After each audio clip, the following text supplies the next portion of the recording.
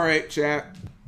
What's going on tonight? Anybody do anything interesting? Anybody do anything exciting this week? This week has been, I don't know, it's like been pretty blah to me. That video that I put out today took an excruciating amount of time to make because Fox was pressuring me. He was like, Cap, watch this 2-hour podcast of Jeff Jones talking about expensive Yu-Gi-Oh cards and blah, blah, blah, blah, blah. And then I downloaded it and I started listening to it. And after about like 20 minutes, I started kind of skimming around looking for parts to put in my video. And then people were like, oh, Cap, why didn't you... They were like, oh, you have Jeff Jones talking. Why don't you respond to his points? And I'm like, okay, fine. But now I got to make another video. It made the whole thing frustrating, chat. So, yeah, Fox, if you're here, I just want you to know, like, you added hours upon hours into my video process making, which probably didn't, like, no one even probably cares about that. So, yeah, Fox, just keep that in mind. So lazy. Wait, you made a video? Yeah, I made a video. You guys don't have to watch it, but, I did make a video. So, is this, he's insane? Looks like he's going to pass the ball out to the corner. There you go. Okay, hold on. Let's see if it was called. I mean, he's crazy. Pass the ball out to the corner. There you go. Like, is this not the most effortless alley-oop you've ever seen? Looks like he's going to pass the ball out 20 views? Oh, you're talking about the video. There you go. I don't know. I mean, I've been getting a lot of comments lately. Like, maybe the views aren't crazy, but I don't know. Maybe it's because these are more like discussion-based videos. But like, I'm uploading videos now, chat, and it's just like my entire feed is just boom, comment, comment, comment, comment, comment. The one I uploaded with this one about the format sucking because there's too many decks. I just put the Labyrinth Butler chick in here. I wasn't even I was just like, I'll just pick a random card. I was like, Labyrinth seems like kind of a random deck. It got a new card. I'll just use her. And then it's just like, let me see if I can find it. Just boom, comment, comment, comment, comment, comment, comment, comment, comment, comment. Just retire BP Malds. Yeah, maybe. I'll think about that, chat. Have I been talking about it? The pricing video was good according to Anime Night. Thank you very much, Anime Night. Your comment section is wow. That's not your comment section is brain rot. It's insane. What do you disagree or hold on? Which video are you talking about, Fox? Because I thought the comments for the video about there being too many decks in the format and if that's a bad thing, I thought they were like spot on, to be honest. And even in this video, I thought they were good too. It's just people were like, oh, Cap, how you going to put Jeff Jones's takes in here and then not respond to them? And I'm like, bro, the video's already 15 minutes. I recorded my audio before they put their podcast out. And now if I respond to everything, like, it's going to take me 3 more hours. Like, this is ridiculous. Yeah, Fox, I don't know if you heard what I said or before, but... It's all your fault, Fox, by the way. I had my video completely done and it was like tightly, it was tied up, chat, like a little neat bow. And then Fox is like, oh, by the way, watch this 2-hour podcast. And I'm like, come on. Like, I don't have time to do that. Press 1 if every Yu-Gi tuber should have to do that, chat. And by the way, I'm holding you guys to this. When MBT does a Twitter thread, I want you guys to be like, no, MBT, you need to go through Twitter and check out everything everyone has ever said on this topic ever. And if you don't, you're not being thorough. That's what that's the standard you guys need to hold them to. The price one, what was wrong with it? Like, hold on. I think I can find because I pinned a comment from that video. Okay, here we go. Let's see. Top comment. 247 or so, 246 without me. If they want a format with no diversity and variance, they can play chess. They don't speak for the majority. It's intellectual laziness on their part to be unwilling to prepare for more than a few decks. The game should reward deck building and trend analysis. Also, local attendance is much higher and the game is more entertaining when the format is open. What's the problem with that comment, Fox? Because I'm not gonna lie. I agree with almost every single thing this guy said.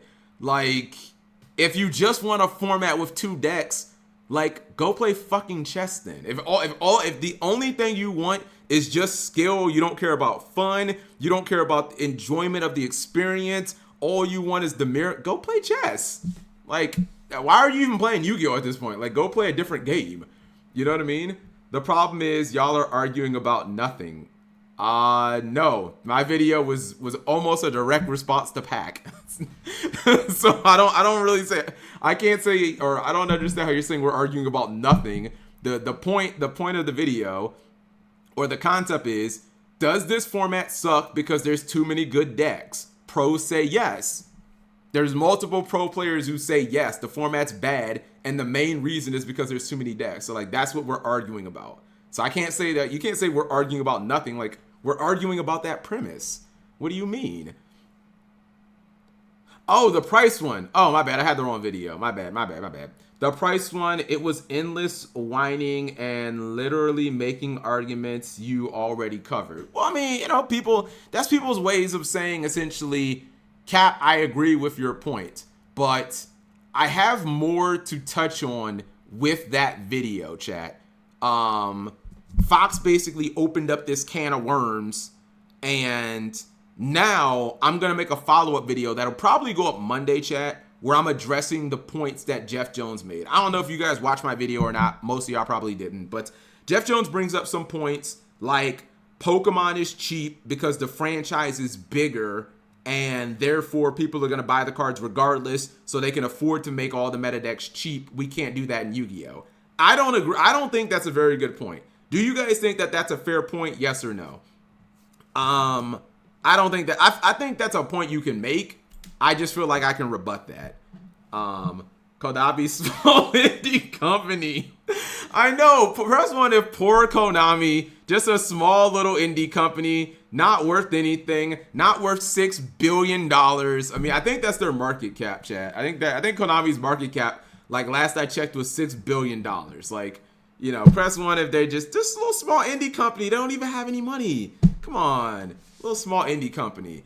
I mean, my response to that is, whose fault is that? Like, whose fault is it that Pokemon is a bigger IP than Yu-Gi-Oh, chat? Like, is there any inherent reason, Twitch chat, and I'm gonna work this into the video, is there any inherent reason that Yu-Gi-Oh can't be as big as Pokemon? Because I would argue no. When you look at the trading card game, just as prestigious as Pokemon. When you look at the anime, just as prestigious, if not more, than Pokemon. You look at just the recognition of the most popular monsters. Maybe not as recognizable as Pikachu and Charizard, but we have Blue Eyes and Exodia, Dark Magician. The only thing Pokemon definitively smashes us on, chat, is the video games. The Pokemon video games, chat, sell millions upon millions. They are literally a cash cow. I think each Pokemon generation sells like 40 million a piece or something like that. And when you multiply that by 30, even with the cost, it's just a ridiculous number. I mean, you know, like they got us there, chat. Stardust Dragon, I wouldn't necessarily say, I wouldn't put Stardust Dragon on that level. When I'm talking about iconic cards, Spy Fox, I'm talking about ones that people who don't even play the game know them. People who don't play Pokemon know Pikachu. They know him from, oh my goodness, that guy's in Smash Brothers. You know what I mean? People who don't play Yu-Gi-Oh! Know Exodia. They've heard Exodia or at least they've heard Exodia Obliterate on a TikTok or used by PewDiePie or Mr. Beast or something. Like, they don't even need to know Yu-Gi-Oh! Or play Yu-Gi-Oh! To like know Exodia Obliterate, like the term. You know what I mean? Or you triggered my track. Yeah, Pot of Greed is like another one. Pot of Greed. People know Pot of Greed, but they don't have to like play Yu-Gi-Oh! We keep buying cards like people still buy iPhones. Master Duel better. Pokemon is the largest media franchise ever, so that's kind of hard to beat. Hold on, there was something I wanted to look up. How much is Digimon? I wonder, Chad, if I could just find out how much hold on. If I can just find out, is there a way, chat, to find out how much an IP is worth? Because what I know we're not as big as Pokemon, but what I wanted to do was compare us to Digimon, chat.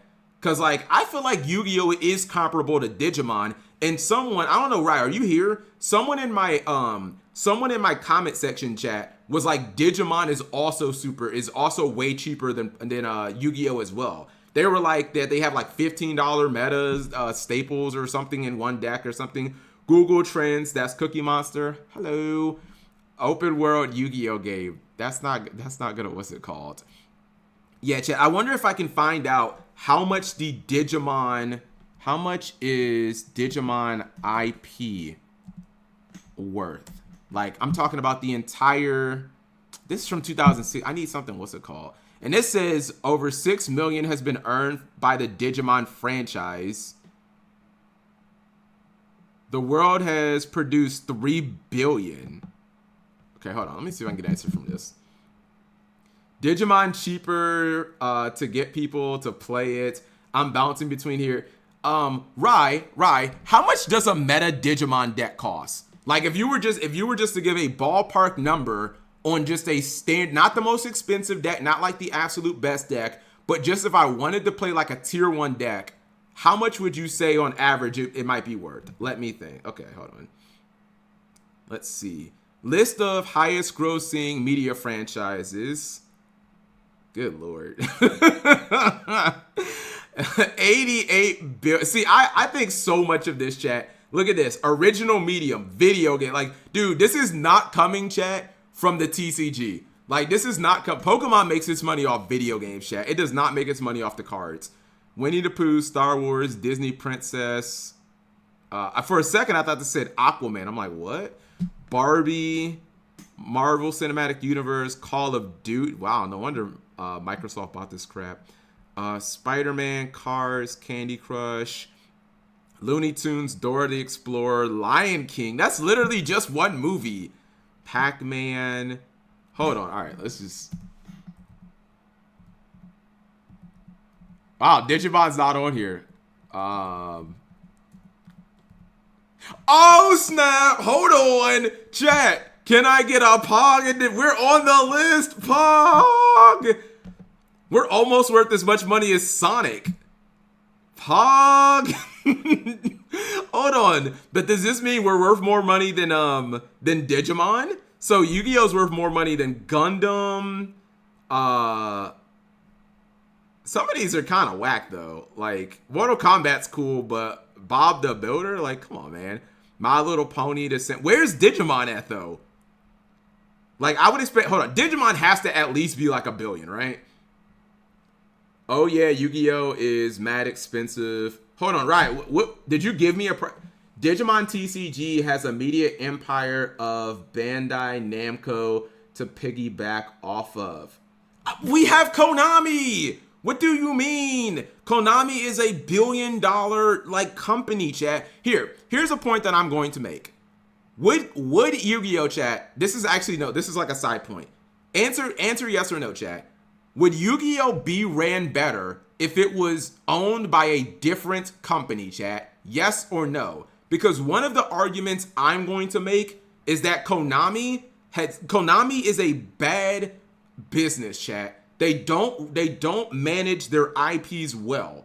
I think the answer is yes. I'm sorry. I think the answer is okay. I'll give you guys this.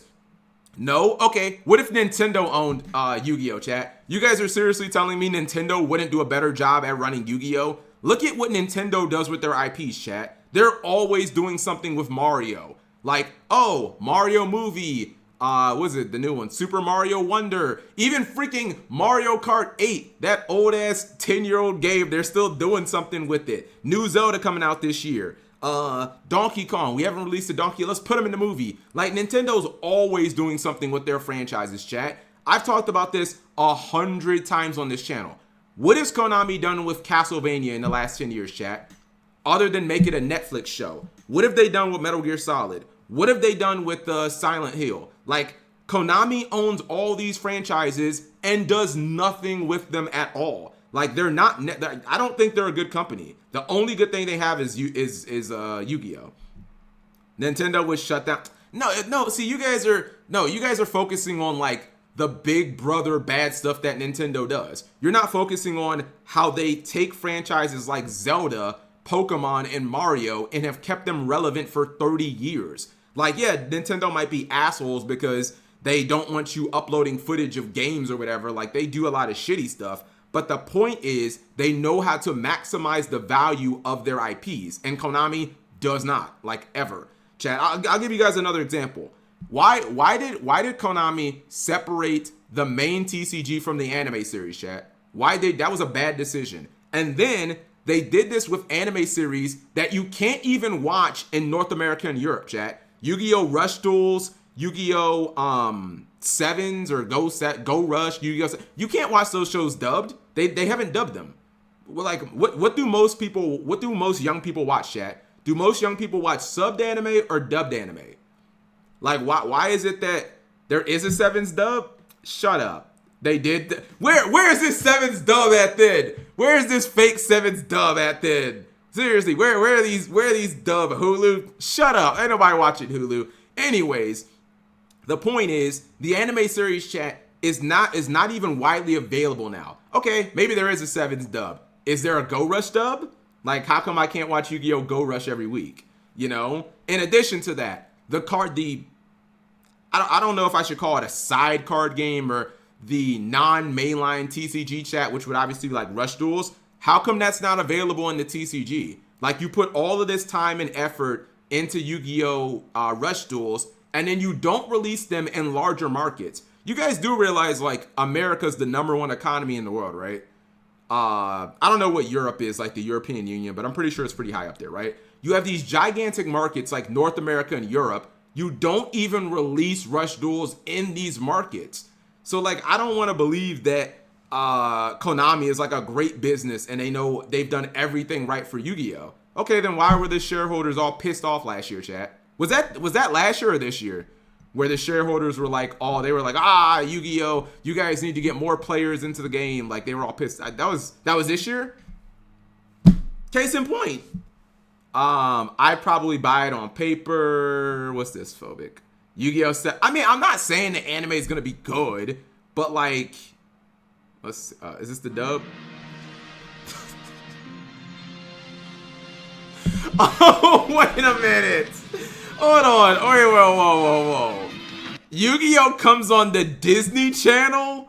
What the fuck is this? Yu-Gi-Oh! Comes on the Disney Channel now? Really? That's what we did? We moved Yu-Gi-Oh! To the Disney Channel. That's what, I mean, I guess the way like cartoons are now, there is no Saturday morning cartoon, so maybe I'm a little disconnected. Chat is like, well, we gotta put this shit somewhere. But like, put it on Netflix or something. The original Yu-Gi-Oh's on Netflix. Like, it's on Disney. Who has Disney Channel? Disney, always biggest platform, apparently. Class is starting, so put away your dual discs. And if you touch... I think this guy's name is Yuga, and his name is Luke. And the girl with the pink hair, her name is Roman, and that's all I know about this Or show. even look at your dual disc. You're so out of touch. Homework. Well, I'm glad you guys did tell me, because I was gonna make that point in my video that you can't watch the new Yu-Gi-Oh! Animes dubbed. And I didn't know that 7 was dubbed. But Go Rush is not dubbed, right, chat? Or is Go Rush dubbed as well? If not, then, you know, if it is, then I'll just take away that point. Rest my case. Disney is far from the biggest platform. Well, I think when you're saying Disney, I would assume this is on Disney Plus as well. Because if you could literally only watch it on the Disney Channel, that's pretty stupid. You may have a point, but if you'd like to revise the school rules, we can discuss after school. I'll bring a whole list. He knows a new way to do YouTube replaced Disney. Still voiced by 4Kids.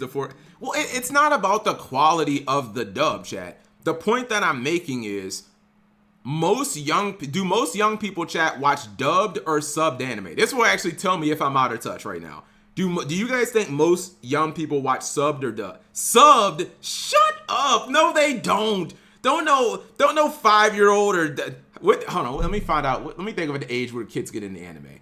I'm going to say probably like 8, maybe. I mean, that's even earlier than me. No, chat. They watch dubbed. Young people do not watch subbed anime unless it's like a very, very rare instance, chat. They watch dubbed. And actually, they're in a good position because stuff gets dubbed like so quickly now. dubbed. Exactly. You can go ask the local 7-year-old or I don't know 10-year-old. Ask them which Jujutsu Kaisen they watch. I guarantee they're not gonna be like, yo, I watch it. They're gonna be like, I watch it dubbed on Crunchyroll or something like that. Unless they're terminally online dub. Cap Go Rush is still only subbed. Kids don't watch anime. No, that's not true.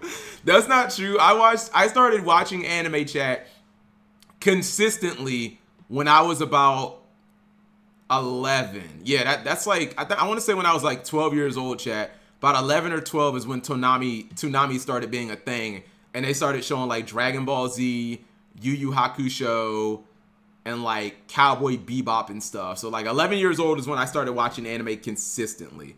Dub K Dad watches anime. Go Rush is still only subbed. Okay, fair enough. You're a cringe weeaboo. Hold on. What was our original point, chat? I've gotten so lost in the sauce now. The whole point is I'm right and whoever disagrees is I'm wrong. Or they're wrong.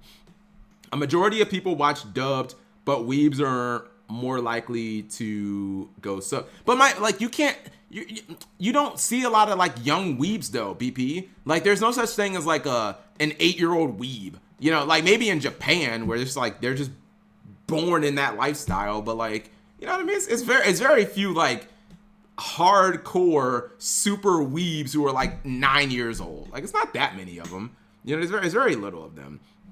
Reading is for weebs. Digimon numbers. Wait, we were already on Atenza. We were already on this page. But where's look. Am I spelling? Oh, hold on. Wait a minute, chat. Is it okay? Have we found a perfect comparison? So if Digimon, chat, has generated about $6 billion and Yu-Gi-Oh! We established was about $5 billion. So that would mean that Digimon and Yu-Gi-Oh! Hold on. Where was it? I could have swore Digimon and Yu-Gi-Oh! Were like they were almost right next to each other. Like Yu-Gi-Oh! Was like 5. Hold on, let me see right here.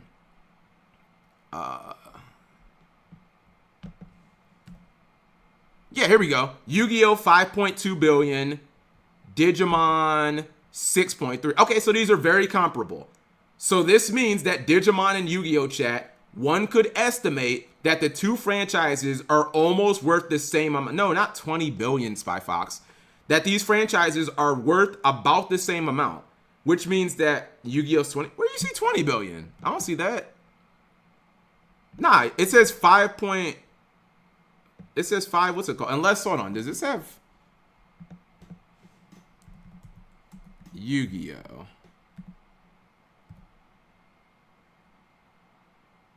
Dude, these numbers are all over the place though. How does this one says estimated 20 billion and the other one says what? Hold on. Hold on. Unless this one doesn't have the card game. Cuz this one says licensed merchandise 5 billion, video games 213, anime yeah, this one doesn't include the TCG. So, this is just DM. Chat, I think this is just I think this is literally just DM. The DM anime. Wiki is trash. So this would make Yu-Gi-Oh! So Yu-Gi-Oh! Has generated $20 billion? Because, yeah, the card game is $11 billion, chat. Press 1 if it's the Yu-Gi-Oh! Manga. But this one also has the card game, though. Press 1 if Konami's still broke company, chat. I mean, they've only made $11 billion off the TCG. You know, still broke company. Small little indie developer. Barely any money at all. Poor Konami. Poor.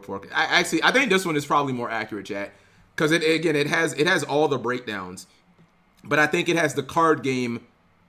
I don't know when this is from. So, okay. Damn, I don't know if we do have a comparable, like, card game then, chat. Because I was going to compare us to Digimon. But if Yu-Gi-Oh! Was worth 3 times as much as Digimon. Anyways, I'll figure it out. They couldn't afford to pay Kojima. Blame Jerome. I feel bad for them. I still don't think that's a legitimate point, chat. Do you guys think that that's a legitimate point? That the TCG has to be expensive because hold on, let me make sure I basically try to get Jeff's point out there.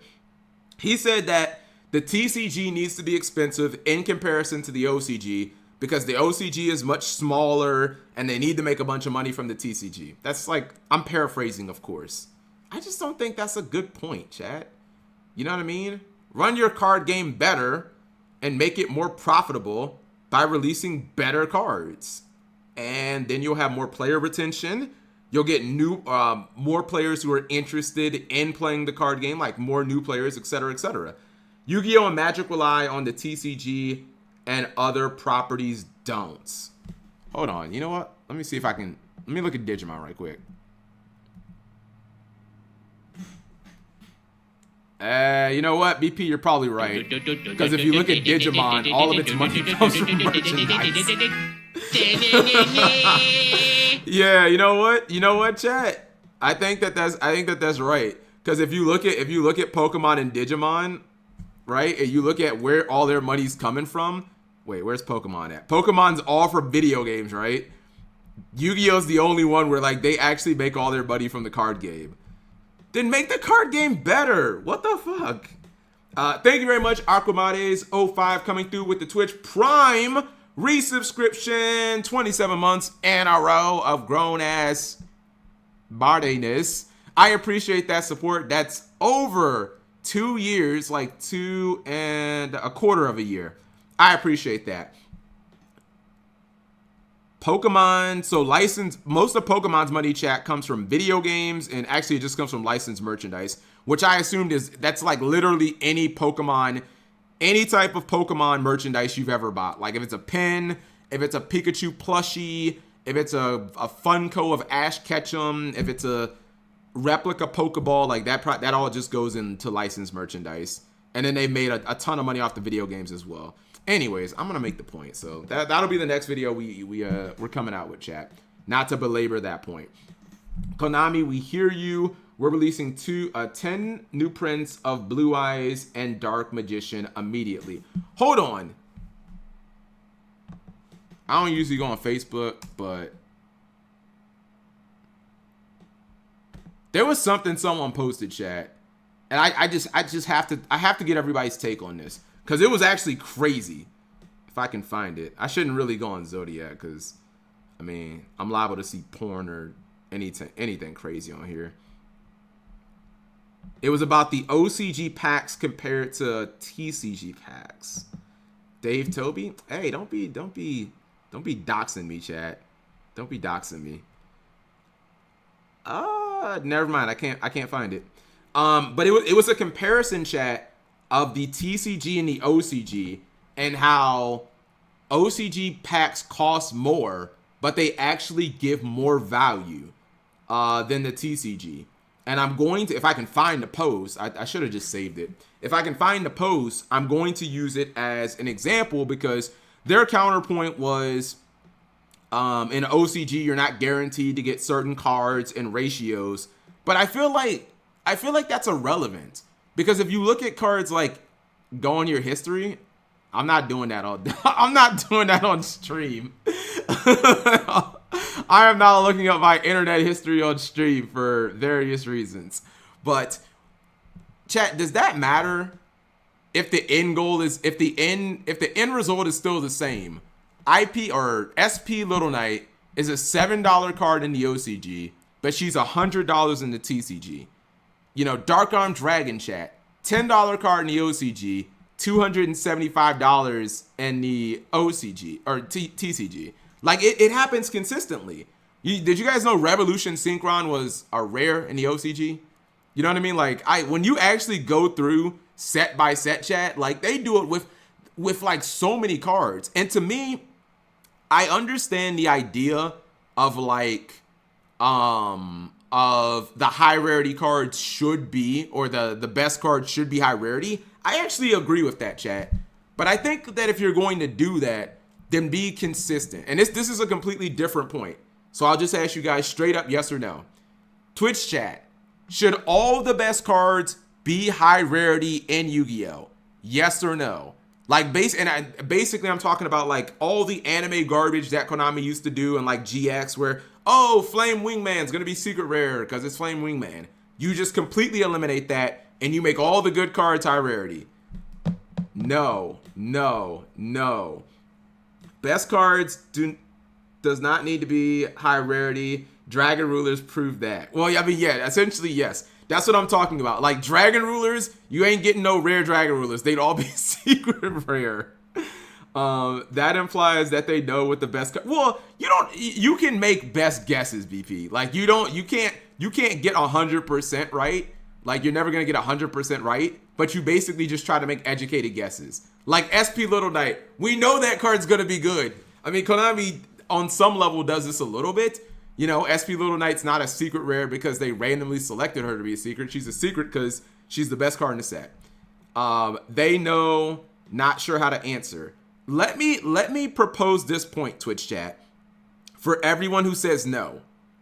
Would you guys agree that often in Yu-Gi-Oh, we get people who complain about sets being terrible, or I guess more to that point, we get people who complain that sets are not worth anything? That prize support is terrible. Like, oh, Cap, I topped my regionals and I got these packs, but they're all worthless. And I get all these crappy cards that aren't worth anything. And I got to sell them and then it's just da. You know what I mean? Would that not fix some of that, Twitch chat? Like, I understand this would make the game more expensive. But what if cards like Salamangreat Sunlight Wolf were secret rares? You know, Dino Wrestler Pankotrops. What if that card was a secret rare? Like every Bestial Magnuma, all the Bestials, secret rares, except maybe Saronir. You know, stop making Tier Elements Crime a common. It's now an ultra. It's a secret. All the good cards. I feel like you'd end up with a lot of $20 cards, chat. And when you open your packs, instead of getting these shitty ultra rares that are worth no money, that are worth like $1, like maybe you'd get some good cards. You know what I mean? People will always find a way to complain about their hobbies. TCG needs to make more rarity collection sets. Sets have too much fluff. Yu-Gi-Oh! 7's watch party. Hi, Dyer. No, Dyer, we're actually... we I was making a point about there being there being no dub for the new Yu-Gi-Oh! Shows, and then my Twitch chat was like, actually, they did dub Yu-Gi-Oh! 7's, and I was like, really? So I learned that myself. Chat, you guys don't think there'd be any positives to that at all? Like, I don't know if it would be applicable with like Duelist Nexus, because right now we have like, it's a little skewed because we have the QCRs and some of our most recent sets haven't been that strong. But Darkwing Blast is an example, chat, of a set that you could have it could have been worth so much. I mean, chat, didn't Mathmech Circular come out in Darkwing Blast, or what set did that come out in? Like, imagine if cards like Mathmech Circular, all right, that's a secret rare. Bestial Magnuma, we're making that a secret rare now. Oh, it came out in Pote. Whatever. It could also apply with Pote. You know what I mean? No more Mathmech Circular. What was Mathmech Circular? Like a common or a rare or something? He's a secret rare now. Like, even though the game would be more expensive, it would create more value. Or do you guys not see like it's not enough value? You know, because I feel like creating value is probably a good thing. Go Rush is getting dubbed next year, I'm pretty sure. Okay, well then I'll just forget about that point then. Yeah, I'll just forget about that point. I don't care about value. I just want to play with my cards. Fair enough. But Dyer, have you not been on Twitter and seen people like, I think Gabriel Netz, he posted on Twitter, right? I think he was the one who started it, where he made like top 32 at a YCS, and he was like, nice prize support that I got. And he was holding literally a plastic bag with a bunch of packs in it. And people were like, the prize support in this game is ass. It's like, okay, well, what if our booster sets were actually worth something? Then that prize support would be a little better. That's all I'm saying. Dueling Book is free. Cat G Ray. Master Duel. Well, you can't change that. Shut up and kiss me. Okay. I will shut up and kiss you, Spyvox.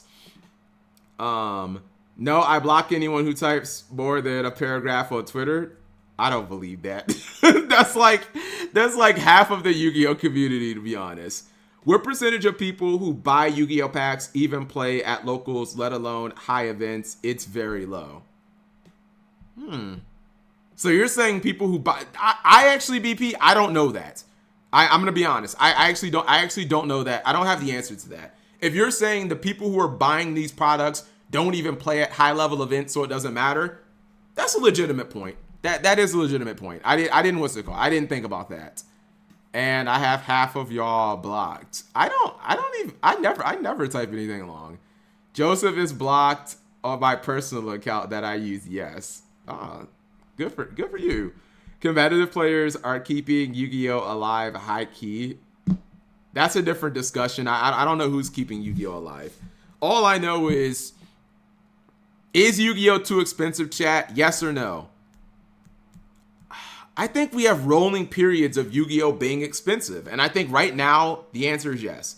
Right now Yu-Gi-Oh, if you look at that YCS indie chat, and like the average cost of a deck in the top 32 was like $600, like yeah, Yu-Gi-Oh's too expensive. You know what I mean? It should be free. Okay, Bernie. No, Yu-Gi-Oh shouldn't be free, but the entry price being like $500 the top of YCS is probably a little too much. Depends on the way you play it. Competitively, chat, to me, I mean, I've always thought means you can top a regional, but like, let's just say top of YCS, like competitively, because you have to think about it. All of us, chat, well, not all of us, but some of us in the chat are Yu-Gi-Oh lifers, right? I am a Yu-Gi-Oh lifer. Hold on, by the way. Let me show you guys something I picked up, Susty. Hopefully you can see these. Pog! Now I can slay in style. Picked up one of my favorite cards. These are all Starlights, baby. The recopies. Burning money? No. Press 1 if I needed the Starlight.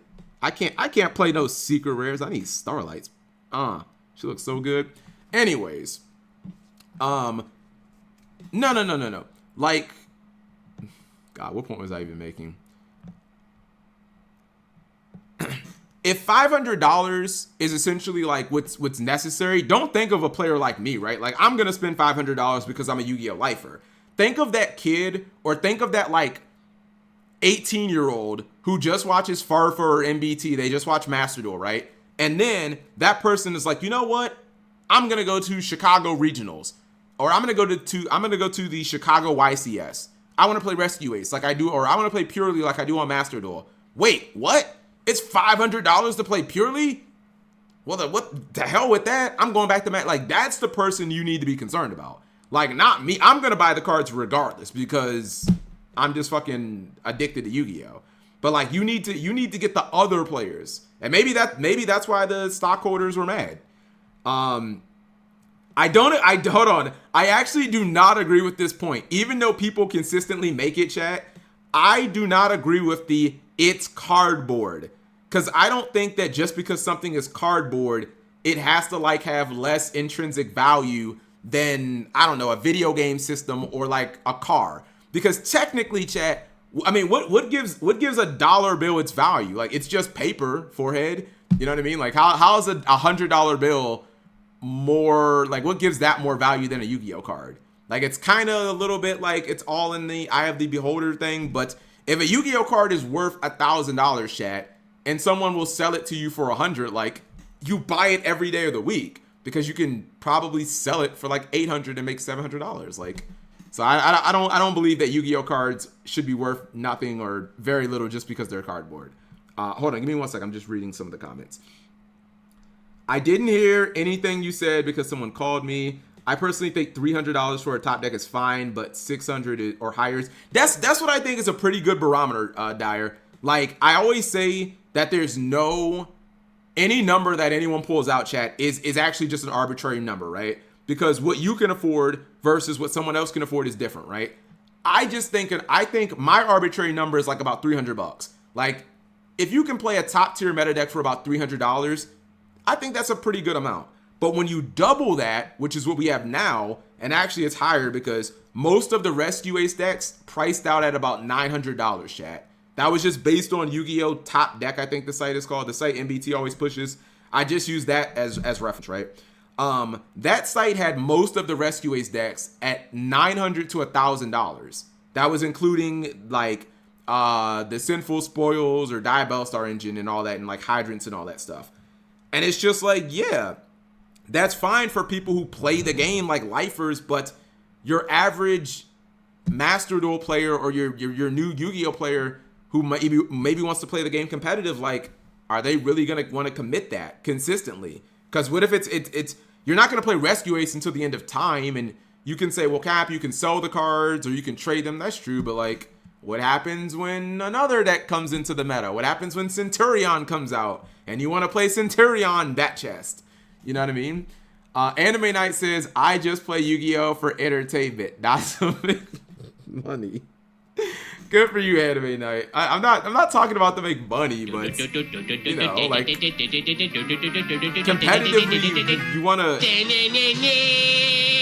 playing Yu-Gi-Oh competitively, chat. You know, you should be expected to have some type of financial commitment, but at some point it gets ridiculous. Thank you very much, Money Maze, coming through with the Twitch resubscription. 36 months in a row. Well, 14. You know what? Screw it. 36 months in a row of grown-ass mazeliness. I appreciate that support. That's 3 full years. Thank you so much, Money Maze.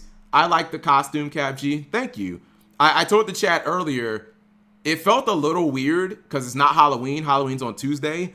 But I just saw like everyone on social media was just in costume, and I was like, well, you know, this is my last stream before the YCS. Next Thursday, I'll be in Richmond. So, you know, and then the Halloween's on a Tuesday. I don't stream on Tuesdays. So might as well get it out the way now. It's spooky season. The game is so expensive because staples are stupid expensive for no reason. It's not like supply is low.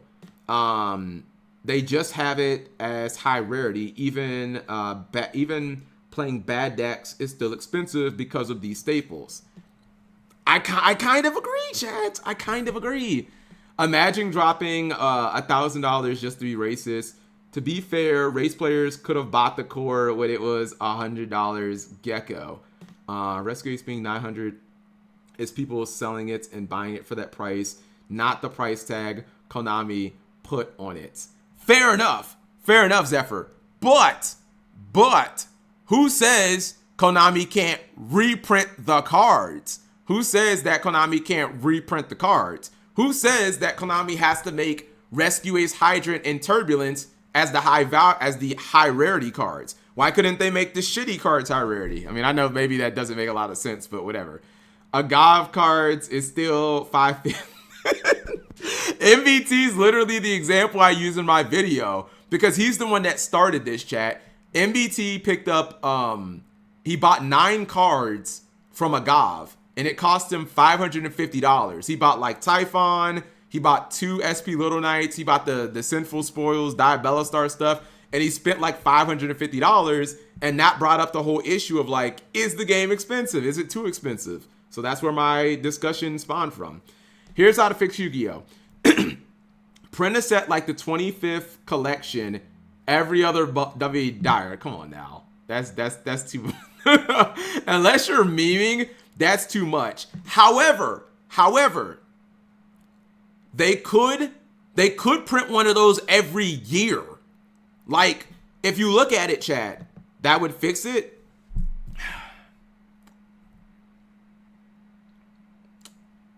I understand what you're saying, right?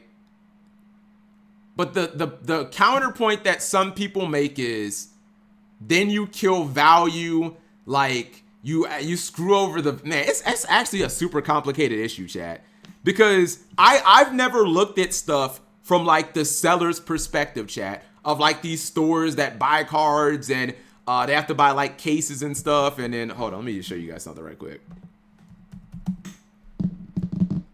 Well, the people who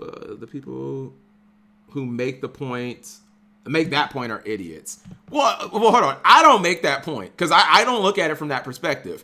That point comes from like the John Moores and the people who look at Yu-Gi-Oh from the financial standpoint. Like I almost never look at Yu-Gi-Oh from that standpoint because I don't know how much profit a vendor needs to make, or you know what I mean? Like that goes into like the Ruxins and John, because like I don't know how much a vendor spends, or not vendor, but like a store needs to buy. I don't know how much a case is, but here, let me show you something.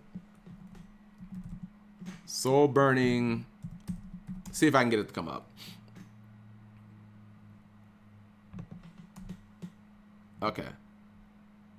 The reason that I say it's somewhat important, Dyer, is look at this. Have you seen Legendary Duelist Soul Burning Volcano? And by the way, chat, hot take, and I don't think I'll make this video, but this is something I believe. Press 1 if we should actually just get rid of Legendary Duelist. Cause like it's not working at this point. It just isn't. Legendary Duelist is, as I said, it's just not working anymore. Like it just isn't. But Dyer, if you look at this, like let's say that you're a store, right? You bought boxes of this at, I don't know, $60 a box. 2 months later, the set is only worth $30. Like you just lost half your, now you're everything you sold, like you're losing half your money.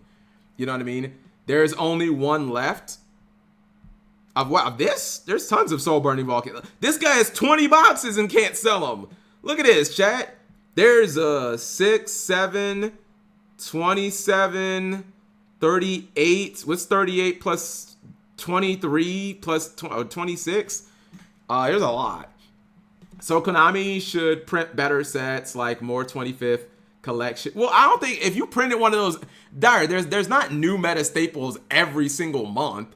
Unless you're talking about ones from core booster sets. Like, I don't think you can reprint stuff that quickly. However, I think that if they did a rarity collection every year, you could they could basically replace like the Megatons. You could 100% do that. Because even the Megatons miss a lot of stuff. Like, they didn't put Power of the Elements in the Megatons for some reason. So like, Kurikara never got reprinted. Ultimate Slayer never got reprinted. What else was in Pote? Anyways, whatever was in Pote never got reprinted. This is one of the more expensive competitive decks. Lowest rarity is normies. Lowest rarity for normies is $150. And the highest rarity is $750. Okay. So, and you're saying, right, that this is like a competitive meta deck. And see, this is like one of the main differences from Yu-Gi-Oh! And I guess maybe even like the OCG. This is something that's like exclusive to the TCG chat. Is like, if you play Yu-Gi-Oh!, you don't have the option to just play, like you can technically on some level just play lowest rarity, but you're going to run into cards like SP and Thrust. And it's like, there is no low rarity of Triple Tactics Thrust. There is no low rarity of SP Little Knight. That's $400 if you want to run those 4 cards in your Unchained deck. Minimum, your deck's already $400. It doesn't matter if you run a ultra rare copy of Yama instead of the QCR. You gotta run Thrust and you gotta run SP. Even if you just one, it's like boom, $400 deck. And other card games, they have a structure, chat. I think Dragon Ball might do this in like Card Fight, where they have these cards and then they release like hollow versions of them that look way better. But the low version of the card, like the low rarity, doesn't cost anything. It's like super cheap. Yu-Gi-Oh! Doesn't do that. At least the TCG doesn't. Like when they release SP Little Knight, like that bitch is gonna be a secret. They're not releasing no common SP Little Knight and then also a secret SP Little Knight. That's not how they do things in the TCG. They used to do that, chat, back in GX with like ultis into like rares, but we don't do that anymore. Let's see. Megatons have gotten so much worse after 2019. I miss playing Melodious. Digimon is super new player friendly and super cheap. Well, the reason we're bringing up Digimon is Jeff Jones made the point that Yu-Gi-Oh can't be cheap like Pokemon, because Pokemon is such a bigger franchise and people will buy the Pokemon cards just because it's Pokemon. Like, they don't necessarily buy the cards to play the game. People just buy to collect. People just buy because it's Pokemon bat chess. But Pokemon is like the largest media franchise ever. So it's not necessarily a good example. So what I was saying is, okay, well, let's compare Yu-Gi-Oh to Digimon then. Like, surely those two are more comparable. But Pokemon Yu-Gi-Oh is about 3 times larger than Digimon as a franchise. At least based on how much money each franchise has made. This video seems relevant to the conversation. Okay, let's see what it is. You're watching Taste of Victory. Digimon is a ridiculously cheap card game. With a generous amount of super rare hits in the average booster box, the price of a deck's boss monster is never really too high unless it's a secret rare in a side set or from a really old box now that the game is nearing 4 years old. But exactly how cheap is it? Old? 4 years old is considered old? Jeez. 4 years is considered old? Dude, this is already a little lost me, chat, because, like, do they not reprint it? Like, you lose me a little bit because it's like, if in 4 years in Yu-Gi-Oh, shit gets reprinted like 3 times. You know what I mean? So all these other games like Magic, they have these models where like, oh yeah, we're gonna print this card 1 time ever because we have set rotation and we're never reprinting this card ever again. You know what I mean? Like Yu-Gi-Oh just doesn't operate like that. So it's hard for me to wrap my brain around it, chat. You know what I mean? In Yu-Gi-Oh, we don't just print a card 1 time in 4 years. Like, you know, even the most expensive SPs and Thrusts, like, don't get reprinted. I mean, Thrust has already been reprinted. They just reprinted it in a higher rarity. And how does that stack up against the big 3 and other card games? Pog! I thought one way to look at this would be to take the 3 best competitive decks at the time of writing and compare that against the other game's top 3. While I think the best way to get into any game is to start with what you think is the coolest and simple, I can't deny that many players, like myself, just want to dive into the best of the best broken stuff right away and start learning from there as a starting point. So today we'll be comparing against Yu-Gi-Oh, Pokemon, Magic, and One Piece as a popular game outside of the big 3. For Digimon, since this is being written, and hopefully is edited out by then, during the English BT13 format, we will be using Shine Greymon, Hunters, and War Greymon as our Digimon base points based on their representation and conversion rate at the most recent Digimon regionals. A similar deciding method will be used for the other game's 3 decks. The method for calculating prices will be based on adding all pieces of the deck to cart on TCG Player and up. Okay, hold on. I like this, chat. I like this very much because they're using the same exact metrics, the same site for all the cards. I like this so far. Optimizing it as of September 1st, 2023. While I recognize you can ask around Discords and Facebook groups for better deals and bulk discounts, and that's how I personally go using about getting TCG cards Player usually, is like a pretty we're good tackling standard. this from the perspective of someone new just trying to hop into the game for the first time and wants a simple and guaranteed streamlined way to get the cards without negotiating. No man, I can't go $5 lower. This is already 75% off. Shine Greymon is currently the most popular deck in Digimon. Being able to quickly Digivolve for cheap or straight up free with his tamers and being able to do additional checks with those tamers makes this deck a consistent monster. Totally, the typical build average from multiple top 16 deck lists, we get a total of about $156 on TCG Player. The price is bloated by a one of Ruin mode who is $50 on his own because he was a secret rare in a side set. This is actually pretty shockingly high by Digimon standards, so much so that I have to double check I added everything right. By taking a deeper dive, it seems like a lot. So a common Digimon meta deck, chat, is $150. That is wild, bro. That is wild. Necros of Brionac. You guys remember, chat, when Necros of Brionac hit $180 when people learned that it was 1 per 6 boxes? That shit was crazy, chat. I think that's like the biggest example of a short print ever. You know what I mean? Anyways, I just wanted to get that out. A lot of old cards have driven up the price since Greymon is on the pricier end too because he's like he's Charizard. Okay, yeah, the orange one that Ty uses. Yeah, I know that one. Keeps getting new support, and Bandai has not reprinted many of the old cards. Okay. Looking at Hunters as our second baseline for Digimon, we see a pretty big difference. Hunters is a deck that can do its own game plan and not worry about the opponent too much in the early game, since its Digimon with save getting deleted only benefits it, and the boss monster comes out and gets around nearly every single protection in the game. I think legit only 2 cards protect against the rest of Dramon's superior mode's removal in the entire game. Hunters lists are usually set in stone because a lot of the effects specify which Digimon you have to run, so tossing the average list into TCG Player, we get a total of $50.37. Less than half of Shine, and for a regional winning deck, a great entry point for new players. And this is 7-0, 6. Okay, that's like a legitimate tournament. You got 7. That's like a Yu-Gi. It's like a small Yu-Gi-Oh regional. Okay. So yeah, these are meta decks. Interestingly, the price almost exclusively comes from the superior mode and Quartzmon, as the actual core is made up of plenty cards. Finally, for our last Digimon, Brio did make any Ritual Beast deck. Wait, what? Brio did make my Ritual Beast deck cheap. Hi, Cypher. Cypher, what are you talking? No, I'm talking about Necroz of Brionic, not the Synchro-Brionic. I'm talking the one that came out in Secret Forces, and it was like super duper duper short printed. Hi, GCD. I mean, makes sense. Less people play Digimon. Okay, but then like, so you're saying Yu-Gi-Oh should cost more because it's more popular? Like, no, and I don't even know if that's true, GCD, because here's the thing, chat. There are these random ass card games that like nobody plays, or at least I don't know anyone who fucking plays these card games, chat. Maybe just because I'm too entrenched in Yu-Gi-Oh.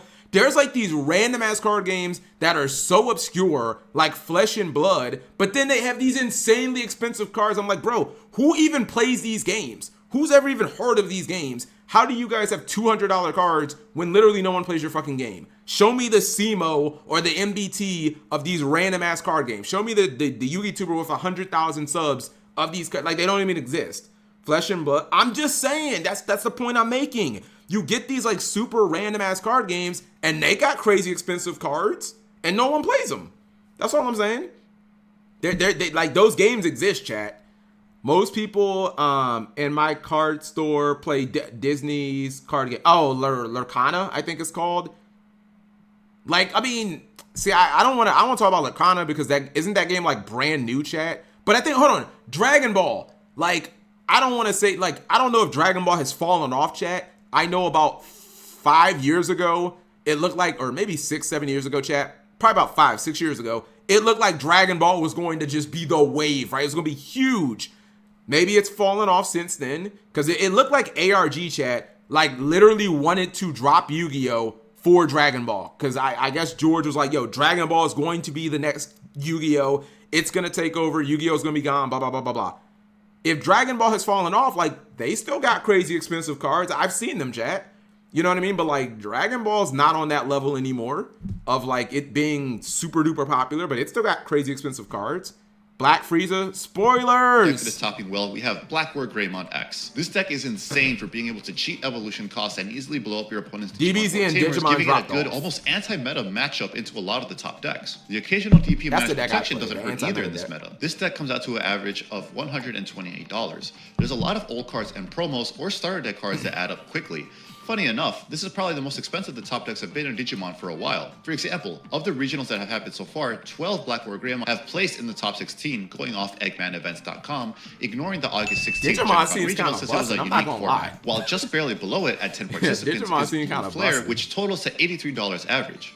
But anyways, the exciting part, how does that compare to other games? Yeah, If I wanted to sell out Digimon right now, would my meta decks be able to get me any other game's meta decks? Let's start with Pokemon. Pokemon has a fairly aggressive reprint policy, often putting meta staples in tins as promos not too long after their debut, in themed products, or straight up as a purchasable deck in I know a card game that used to do that called Yu-Gi-Oh! They don't fucking do that anymore, chat. Taking meta staples and putting them in starter decks like almost immediately after you printed them.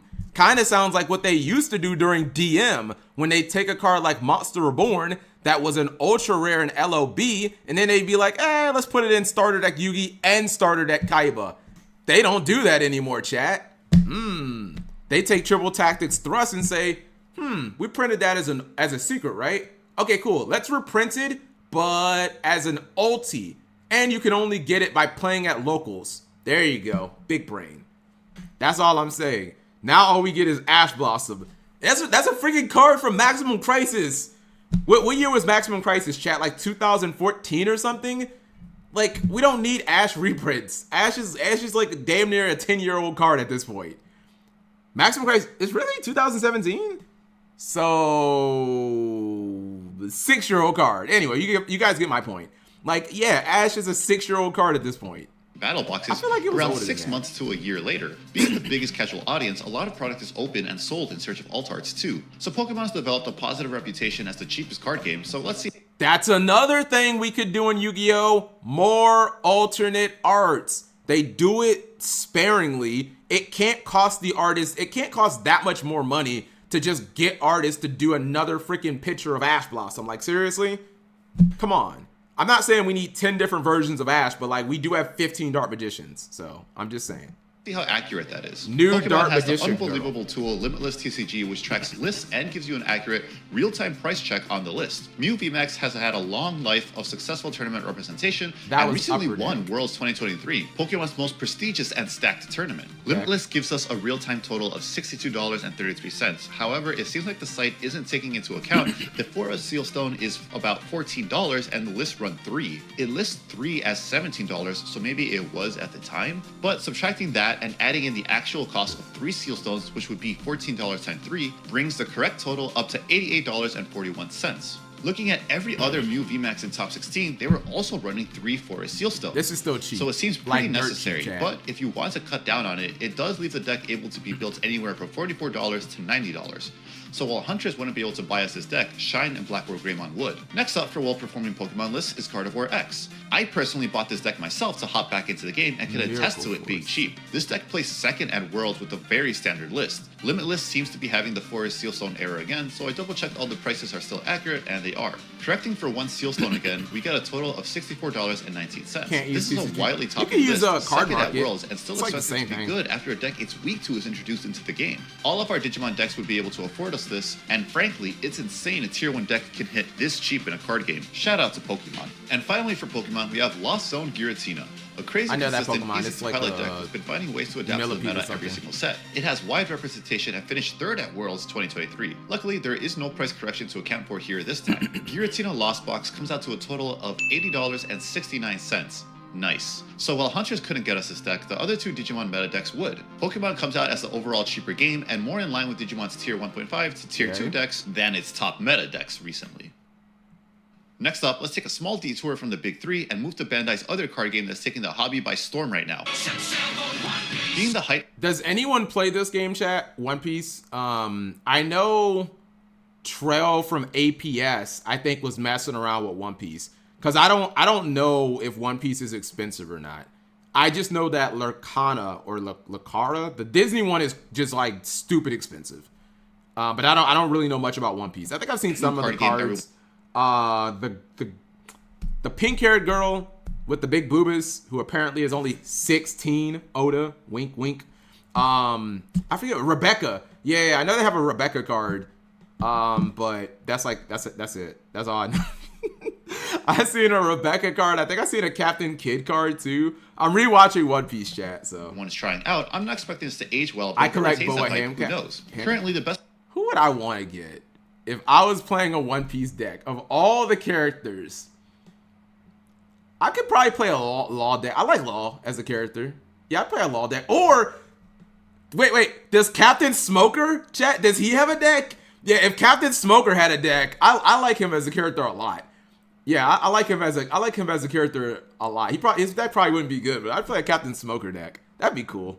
Ace is cool. Whitebeard, Zoro, Crocodile, manually tossing everything into TCG player. Whitebeard comes out to $165, and it's only been going up every time I check to keep the script up to date. When I started writing this video, it was $143. This is based on Philip Lai's second place Carta Magica Online Treasure Cup list. One deck in for One Piece, and only Shine can afford us this deck right now. And that's assuming you didn't just decide to cut the Ruin mode, which plenty of decks have also topped without it. Next up is Zoro, based on Cross AI's winning deck list at the Carta Magica Online Treasure Cup. Zoro is quickly rising as a competitor for best deck, and its price reflects it. It currently averages out to $144. These still aren't that expensive. Marco from Pillars of Strength and Promo Gordon skyrocket the price as 3 of, starting at $13.50 and $10 in the case of Gordon. From there, a lot of the price is mostly made up from old starter deck cards or promos with the actual bulk of cards from the main set, usually being pennies. Bandai has a long-standing history of making good cards promos, unfortunately.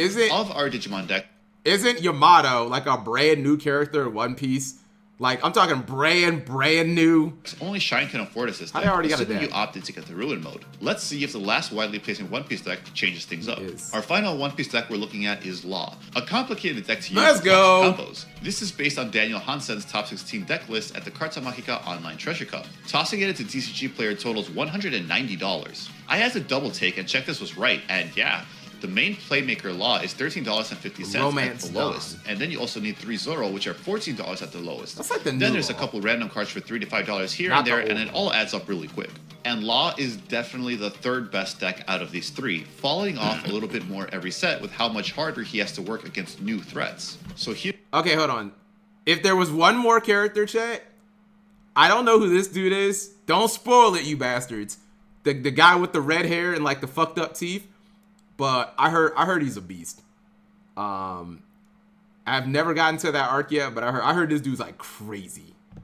Here we finally have our first deck to join meta decks cancel. Yeah, no spoil. Dude, that's not Doflamingo. I know Doflamingo. That's not Doflamingo's blonde. That's not Doflamingo. I don't know what his name is, but I heard he's a monster. Also seems to be the average range of regional winning One Piece decks, while Digimon So, is ranging I can't wait till I get to his arc. $160. It's probably New like game hype with the 700 promise of episodes incredible away. rewarding pricing is definitely a factor in One He's Piece's very prices. cool, yes. But for how popular it is, I think it's actually in a pretty healthy spot in terms of price of entry, especially since you have plenty of cheaper playable high tier 2 decks like Nami and Croc. Next, we return to the big 3 with Yu-Gi-Oh! A game with no rotation, old cards come in and out of the meta rapidly shifting prices. Similarly, Yu-Gi-Oh!'s meta shifts very quick. Hopefully this video isn't outdated in a week. Looking over Yeah, it fucking will be.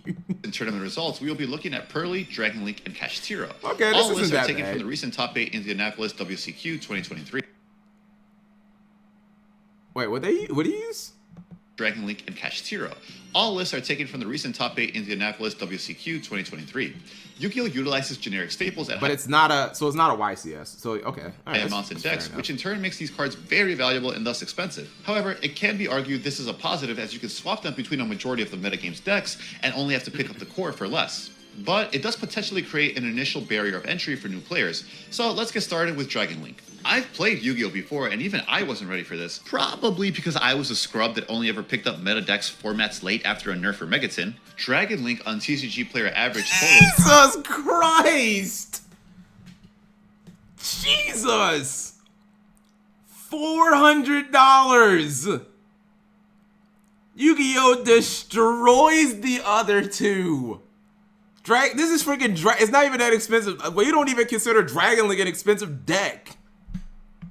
380 Ate this deck like 5 years. Yes, Dragon Link's like from 2019 or something. $9, accounting for the cheapest print of each card. By far the most expensive game in our video so far. Yeah. None of our Digimon meta decks come close to affording us this. We barely do if we were to sell all 3 in exchange for this one deck. While there are a couple expensive cards in the main deck, like a secret rare boss monster, the majority of the price comes from the extra deck with cards like Chaos Angel starting at $55. Yeah. But as mentioned, some like Access Code Talker can at least be used in plenty of decks. Next up, we got Pearly, an adorable little deck that's been topping plenty at recent events in spite of a little cat deck. preventative hit. This deck comes out to a whopping $409 on TCG Player. Yep. Staples of That's the deck about like right. Pearly and My Friend Pearly range from $18 to $25 and are mandatory 3-0s in the deck. Multiple of these alongside the Yeah, expensive this is about right, chat. And if you took this deck right now and you added 1 copy of SP Little Knight, that's how you get to that 500. Because I think I quoted the Pearly decks from Indie were about $500, and if you added 1 SP Little Knight, that's how you get to that $500. staples add up quickly. Another deck Digimon can't even come close to affording us with its top decks. Half And the finally prices for Yu-Gi-Oh! We have that's Kashtira. but it doesn't matter. Like that's the you still need them though. Like you still need them. So unless you're gonna do what Dyer says and you're gonna print a freaking staple set every other month, you know what I mean? Like you gotta do so, because all these other card games, chat, they print their staples as like commons, but then they also print them as like QCR. So it's like, okay, if you want to be a rarity whore, get the QCR. And if you just want to be a regular person who like your 17-year-old kid who just wants to play at a YCS, get the common. But Konami doesn't do that. It's like, no, the only option you have is literally a secret rare. That's it. And then you're going to play that secret rare until next year when we put it in the Mega 10s, which it'll be a secret rare in there too. But you know what I mean? So do multiple rarities? Well, the irony is we technically are doing that. The problem is like the other rarities are also high, like they're higher rarities. SP Little Knight, chat, comes in 2 rarities. Her second form's like $500. You know, like right now we are doing multiple rarities, but the other rarity is like way more expensive. That's the QCR. The hotness people were terrified of taking over the game after teal elements were hit with no preventative measure for cash. Our final Yu-Gi-Oh deck totals out to $551 at the time of writing. None of our Digimon decks end up being able to afford us these cards. I actually want Not to see even where if we sold Magic's all going to three be, to because try I and know afford nothing about Patch Zero. Magic. Yu-Gi-Oh ended up surprising me with how expensive it's gotten as someone that usually just played casually with Fluffles, Despots, and whatever other pile of cards I had. Oh my God. dumbass thought the Melodious Lock was broken at the time. But with the storied history that makes people nostalgic for it, cards that never rotate out, and many secret rares per box. Oh my God, that was funny and adorable. I thought the Melodious Lock was broken. It makes sense how this could add up for certain decks. It, funnily enough, works the opposite way too, where you can get whole decks for like $5, like the aforementioned Despots or Dynamis. Finally, we move on to our last game of the in Yu-Gi-Oh chat, there's no debate. You can get $30 Yu-Gi-Oh decks, but you're going to be playing Despot at YCS Richmond. You're gonna be playing Dynamis. Like, if you want to play a tier 7 deck, God bless. You're just not gonna get a tier 1 deck for that price. Like, you can find full decks. You can get Fluffles for $30 if you want. It's just not gonna be competitive. The big three. Yeah, exactly. Like, you can get cheap decks in Yu-Gi-Oh for $30. You're just playing like a tier 6 deck. You know what I mean? Like, someone will just give you a Shinobird deck, chat, and that's when did Shinobirds get their new cards, chat? I feel like it was in a set within like the last couple of core sets. Like, Shinobirds got a lot. People will just give you that shit for free. You know what I mean? Wait, it was in a Gov? Really? It's in a Gov? Seriously? The Shinobird stuff's in a Gov? There you go. I guarantee you could go to locals chat and someone will literally give you like every Shino, not even just the new ones. Even the old ones aren't worth anything. Like, you can get an entire Shinobird deck for free. It's just gonna be like a tier 5 deck. You know? Magic the Gathering. Okay, I want to see this one because I don't know anything. I hate. Sorry. I shouldn't do that. That's not print fair. cards but one this was time. by far the weirdest part of making this video. Every time I would ask what's the most played format, I would get a different answer because there's so many. Eventually, Commander was the most commonly repeated answer, and that does seem to be correct, but it's a singleton format that inherently changes the way you go about getting cards and deck building, and it's more for casual fun nights with friends over the kitchen tabletop. Standard is the competitive format equivalent to other games' default competitive formats, and Modern is their equivalent to Expanded or Unlimited, which I have to say isn't very intuitive at all for a name. There's nothing modern about needing to get 20-year-old cards. I'm gonna be honest, I'm already like kind of confused. So there's 3 different formats in Magic, and like which one is the fucking one that you play at like YCSs? Which one is it? Because I'm already confused. Magic ADs. It's just like Yu-Gi-Oh only has one format, and even if you say, God, chat, what is it? What is even the other format called? Like, it's so unsupported. I literally forgot what it's called. Because like traditional. Traditional like doesn't even exist. Traditional, where you get to play one of everything. Traditional, yeah. We have another format, chat. Traditional, which literally is not supported anywhere. You cannot go find traditional tournaments where you're like, oh, I can play a 1 Kit Kalos and 1 Chaos Dragon 11, Chaos Ruler, and 1 what's like another fucking band card, 1 Smoker. Like, you can't find any tournaments for traditional. I forgot what it was even called. Pokemon and Teppan's naming conventions of Expanded and Unlimited. For this video, since we use the standard format for the other games, in many cases being the only format those games have, we'll be doing the same for Magic the Gathering. Luckily, since Magic the Gathering is the biggest, longest running card game in the West, there are tons of useful resources to quickly see the top decks and their price breakdown. Side note, hey, this is Tasty RC from the future, but I went to take the screenshot for the video of MTG Goldfish, and the standard format is completely different from the last time I checked. Some of the decks are still in the same spot, but like Mono Red Aggro is dirt cheap and the most represented deck now, and it wasn't like that just like 3 days ago. So I guess Magic format shifts just as fast as Yu-Gi-Oh! So I guess it's a lot cheaper now with Mono Red Aggro being in there. So I guess take this next section with a pinch of salt because prices can change so quickly apparently. Hopefully the rest of it still holds up. Well researched. Thanks. However, these lists seemingly use TCG Player Direct to grab these totals, so it's not necessarily the cheapest option on the site. In double checking, this is usually $5 to $10 range off of the higher priced cards. So subtract around $20 to $30 from the final total for these decks. Looking at MTG Goldfish's standard meta page, we see that the 3 most represented decks are Dimir midrange, Esper midrange, and Esper Control. Dimir midrange averages out to about 4. This is as a Yu-Gi-Oh player, chat, this is basically Yu-Gi-Oh's price. I think I saw MBT say that, like, are there other card games? Someone asked on Twitter if there were other card games that were expensive like Yu-Gi-Oh, and he said Magic the Gathering. So like, yeah, $473, that's basically a Yu-Gi-Oh price. So like, yeah, I guess Magic is costs as much as Yu-Gi-Oh. $436. This price So is we're largely yeah. made up from Shield. But it just goes to show like $70 these two card. games are From there, the infinitely price more isn't too expensive bad, compared to lots other of cheap games. cards, and the next highest pricing being $14. Such is the nature of the chase card of a set being viable. We hit a wall again where our Digimon decks wouldn't be able to buy us this deck, not even if we sold all True. 3 of our meta decks to try and pick this up. Second is the Spur mid-range telling a similar story at $500. While there's no outrageously expensive rare card on this list, there is a ton of pricey ones that can add up quick, ranging from $5 to $16. And of course, the $16 is a 4 of. Once again, way out of our price range. In Magic. But maybe the third Magic the Gathering deck and final deck of this video can turn things around. MTG Goldfish lists the third most represented deck as ICEBERG Control, taking the previous deck we just saw and taking a different spin on it, opting to focus on the Wandering Still Emperor, your $400. 4 of, as your main and only Planeswalker. This deck does bring the total down to $397, but that's still crazy out of our range. To be fair, since this is a variation on a similar deck I'll we answer already that looked question at, in one we can look at second. the next most represented deck in the Magic the Gathering standard metagame, since otherwise this would be like using 3 different builds of Black or Greymon as our Digimon benchmark. The fourth listed deck at MTG Goldfish is Celestia Enchantment at $178, a much more reasonable range that we can at least reach by selling 2 of our Digimon decks. But a singular deck of ours doesn't price match, so we need to sell 2. It seems like the nostalgic legacy games have a much higher barrier of entry, while Pokemon seems to keep it down with aggressive reprints and a ton of its product being opened by people that aren't interested in playing the game, so they sell lower rarities to fund the search for the higher rarities. This was actually really interesting and eye-opening to dive into. Pokemon is by far the cheapest game on the market right now. Digimon is second, followed by One Piece, Magic the Gathering, then Yu-Gi-Oh! Out of the games we looked at today with our criteria. So, okay. So then based on this chat, why is One Piece and Digimon also so cheap? You know what I mean? Like, we understand, like, put Pokemon to the side. He even just explained Pokemon. People buy a bunch of Pokemon cards who don't even play the game. And then they're just like, oh, I don't care about anything but getting the damn Charizard in this box of cards. I'm just selling all this crap on TCG Player.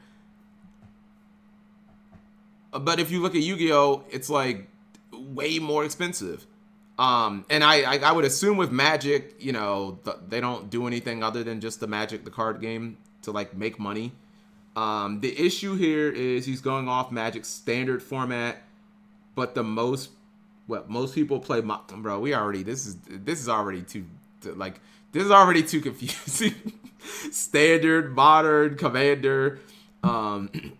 They also own D&D. Most play Commander.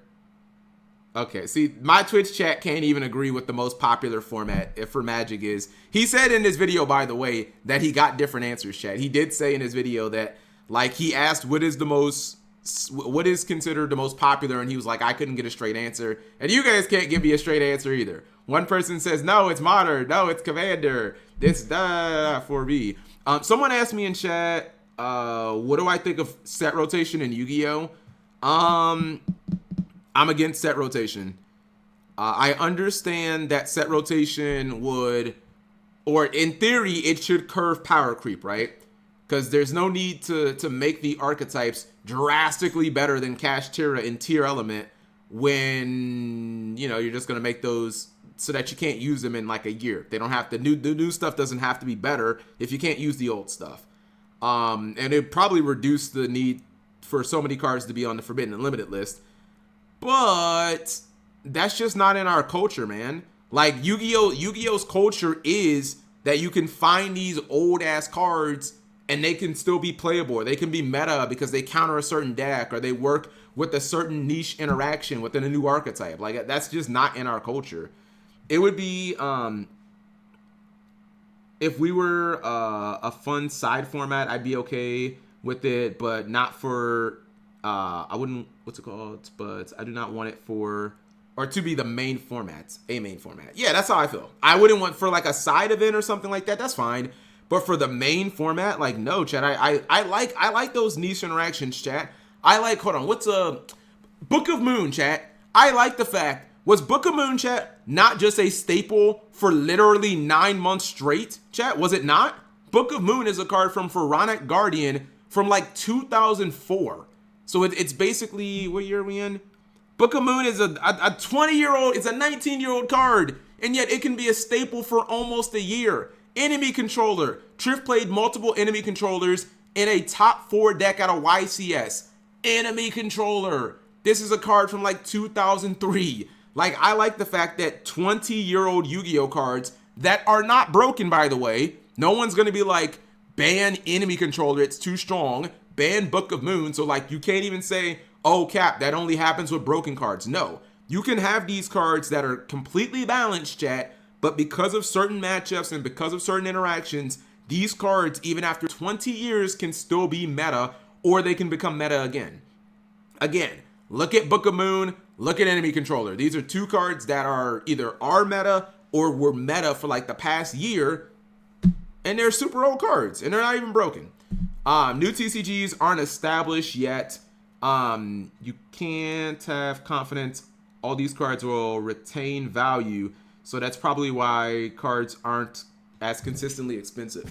That's what I also, BP, so this is not really relating to anything, but that's also, chat, why I find it strange that games like Lurkana can have so many expensive cards. Like, unless you just think, oh, Cap, it's Disney, they're not gonna let their game flop. It's just like, okay, first chapter. I don't even know if this is the first set, the last set, whatever. How can you, who is this? Who is this? What princess is this? Is this Elsa? I mean, Elsa is like the best princess ever, so I'm not gonna lie, but like, bro, how can you spend $700 on Elsa when you don't even know if this game's gonna exist in like 5 years? Like, that's my concern.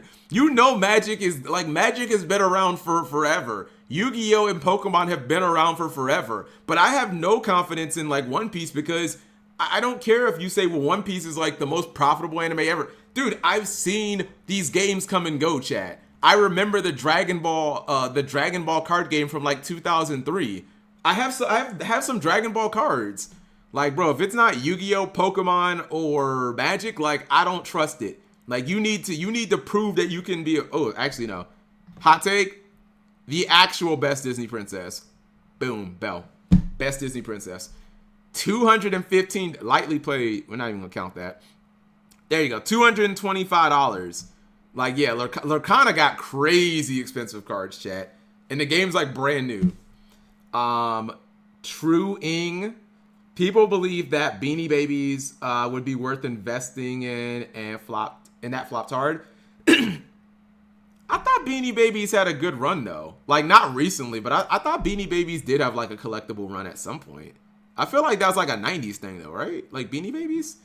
Disney adults will will still exist long after Lurkana is gone. So you're saying that these games these cards, GCD, will hold some type of intrinsic value because they're attached to iconic movies that people just have like a nostalgia over.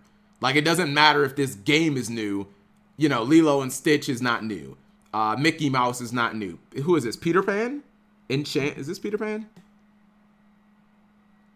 Is that Tinker? Oh, it's Tinkerbell. Yeah, Tinkerbell's not new. I mean, that does kind of make sense on some level. It's like, yeah, none of this stuff is, I mean, this is why it's like, dude, why didn't Disney have a card game a long time ago? Like, you have all of these iconic IPs. Kids know about all of these things. Like, what are you doing with all this stuff? Like, make money off of it, seriously. You know what I mean? Do something with Disney, with Lilo and Stitch, or Tarzan, or Lion King, Simba, $150. Anyways, since we are comparing Yu-Gi-Oh with Digimon. You're watching Taste the Wait, Victory. this is the same guy. The extremes of pushing your mascot and its consequences. I haven't watched it. The mascots of a franchise are invaluable to the marketing of a series. Logan Paul. So here's the thing. I was thinking, chat, when I was thinking or theory crafting to myself, why can't Yu-Gi-Oh be as big as Pokemon? I think that Pokemon has had two, I guess, like viral, I don't even know how to like describe it, two viral moments or two viral revolutions in like the last 6 or 7 years. Those being, one, Pokemon Go, and two, the whole retro phase with like Logan Paul, you know, buying Charizards and all that stuff. Those were like the two moments, chat, where Pokemon just like broke through to the masses. Like, it's like, oh snap, Pokemon is cool again. You know what I mean? People who don't even play like that were super interested in it because of those two events. I think that Yu-Gi-Oh! Has only had one in the last like 6-7 years, chat. That, of course, being the release of Yu-Gi-Oh! Master Duel. You saw, you know, people who don't play Yu-Gi-Oh! Streaming Master Duel. You saw Yu-Gi-Tubers getting 20, 25,000 viewers on Twitch.tv because of how big that event was. But again, I don't... Exactly, Moist Critical was playing Yu-Gi-Oh! He was streaming Yu-Gi-Oh! To like 100,000 people. But that doesn't mean that Yu-Gi-Oh! Can't get to the level of Pokemon. Like, why can't it? And it's not my job to do. That's Konami's job to do. So we had a small one when Change of Heart was unbanned. Well, no. What I mean more specifically is I just mean like one of these moments in time where the franchise or the medium just breaks through on such a level that like everybody's talking about it. People who don't play, people who aren't interested in it at all, or people who haven't played in like a decade come back to it. It captures their attention. Not like you know, I'm talking about not for like a day or for an hour where it's like, oh, Exodia feature match. No, I'm talking about like when Master Duel came out, everyone on Twitch was on Master Duel. Everyone, like people were like, oh yeah, I remember watching some girl say verbatim, chat, as she was streaming Master Duel. She was like, yeah, Yu-Gi-Oh's hip again. That's what I mean. This chick doesn't know anything about Yu-Gi-Oh, hasn't played the game probably in 15 years, and she's playing it because it's the thing to do. That's what I mean, basically. Like, yeah, the a full bat chess moment where like it gets everyone's attention. But again, outside of the video games, chat, I don't think there's a reason why Yu-Gi-Oh can't be as big as Pokemon. Like, I mean, we don't have the video game notoriety, and I don't know if we'll get that, but the card game, the anime, definitely. To attract